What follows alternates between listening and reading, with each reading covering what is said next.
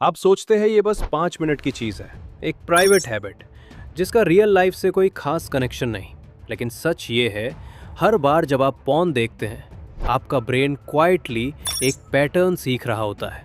और वो पैटर्न सिर्फ सेक्सुअल नहीं है, वो इमोशनल है। शुरुआत अक्सर क्यूरियोसिटी से होती है, फिर बोर्डम में देखने लगते हैं, फिर स्ट्रेस में, फिर लोनलीनेस में। धीरे धीरे आपका ब्रेन एक शॉर्टकट बना लेता है। अनकंफर्टेबल इमोशन बराबर इंस्टेंट डोपामाइन। यहीं से कंडीशनिंग शुरू होती है। डोपामाइन को अक्सर प्लेजर केमिकल कहा जाता है, लेकिन न्यूरोसाइंस के अनुसार ये असल में मोटिवेशन केमिकल है। यही तय करता है कि आपको किस चीज़ के लिए मेहनत करनी है। पॉर्न एक हाइपर स्टिमुलेटिंग एक्सपीरियंस देता है। Fast visuals, constant novelty, instant reward. ये स्टिमुलेशन रियल लाइफ से कई गुना ज़्यादा इंटेंस हो सकता है। 2014 में यूनिवर्सिटी ऑफ कैम्ब्रिज की एक रिसर्च में पाया गया कि कंपल्सिव पॉर्न यूजर्स के brain activity patterns drug addiction से काफ़ी मिलते जुलते थे। Same reward circuits, same craving signals. मतलब ये सिर्फ हैबिट नहीं है, ये एक न्यूरल लूप बन सकता है। जब डोपामीन बार बार आर्टिफिशियल स्पाइक करता है, तो ब्रेन धीरे धीरे डीसेंसिटाइज्ड होने लगता है। अब प्रॉब्लम क्वाइटली शुरू होती है। रियल लाइफ सडनली बोरिंग लगने लगती है, रीडिंग डल लगती है, डीप वर्क मुश्किल लगता है, लॉन्ग टर्म गोल्स हैवी लगने लगते हैं। आप सोचते हैं कि आप लेजी हो गए हैं, लेकिन शायद आपका रिवॉर्ड सिस्टम ओवरलोड हो चुका है। ब्रेन का एक हिस्सा होता है प्री फ्रंटल कॉर्टेक्स, यही सेल्फ कंट्रोल, प्लानिंग और डिसिप्लिन संभालता है। और दूसरा हिस्सा है लिम्बिक सिस्टम, जो इंस्टेंट प्लेजर चाहता है। जब पॉर्न हैबिट बन जाता है, तो ये दोनों हिस्सों के बीच कांस्टेंट कॉन्फ्लिक्ट शुरू कर देता है। हर बार जब आप अर्ज के सामने हारते हैं, ब्रेन एक साइलेंट मैसेज रिकॉर्ड करता है, I can't control my self. और धीरे धीरे सेल्फ ट्रस्ट गिरने लगता है। 2016 में Max Planck Institute for Human Development की रिसर्च ने एक्सेसिव पॉर्न कंजम्पशन को रिवॉर्ड रिलेटेड ब्रेन डिफरेंसेस से जोड़ा। ये अंतिम प्रूफ नहीं था, लेकिन संकेत काफ़ी स्ट्रांग थे।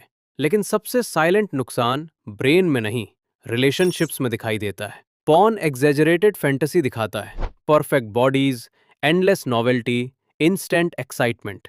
धीरे धीरे माइंड कंपैरिजन करने लगता है, रियल कनेक्शन ऑर्डिनरी लगने लगता है, इंटीमेसी परफॉर्मेंस बन जाती है, प्रेजेंस कम होने लगती है। आप सामने बैठे इंसान को नहीं देख रहे होते, आप अपने ब्रेन में स्टोर्ड इमेजेस से कंपेयर कर रहे होते हैं, और यही इमोशनल डिस्टेंस क्रिएट करता है। फिर एक और साइकिल शुरू होती है, डोपामीन स्पाइक, फिर crash, low energy, brain fog, guilt.